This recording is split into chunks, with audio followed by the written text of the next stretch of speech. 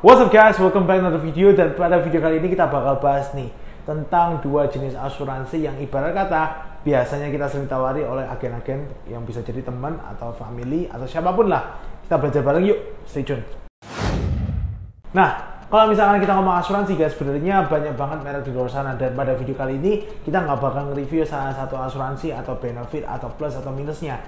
Yang ibarat kata adalah dimana asuransi itu sebenarnya dibagi menjadi dua macam. Well, sebenarnya macamnya banyak banget, tapi pada video kali ini kita bakal cuma bahas dua ini aja. Yang pertama adalah asuransi kesehatan, yang kedua adalah asuransi jiwa. Nah, kita harus pahami dulu pada video kali ini bedanya apa asuransi kesehatan dan juga asuransi jiwa. Nah, teman-teman, kalau misalkan asuransi kesehatan sesuai dengan namanya, asuransi kesehatan ditujukan pada kita yang ibarat kata ingin mengcover kesehatan kita. Misalkan kita masuk rumah sakit, opnam, habis itu kayak misalkan sampai ada rawat jalan, biasanya kita pakai namanya asuransi kesehatan. Jadi dari pihak perusahaan asuransi bakal mengcover atau mengganti biaya berobat kita yang ada di rumah sakit.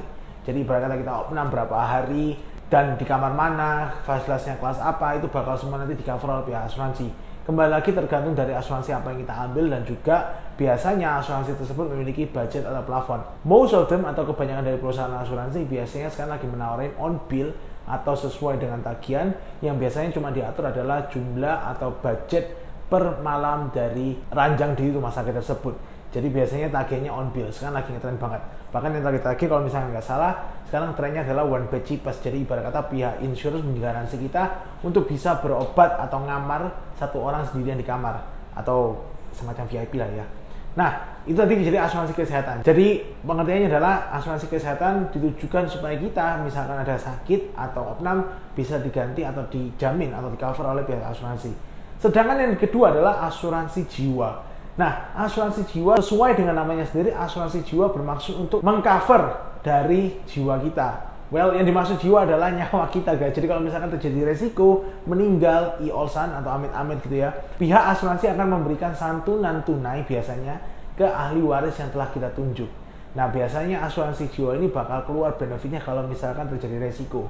Atau juga biasanya banyak banget pihak asuransi yang ibarat kata memberikan opsi kalau misalkan kita nggak terjadi resiko sampai usia 65 atau 75, kita bisa ambil nilai tunainya atau uang cashnya.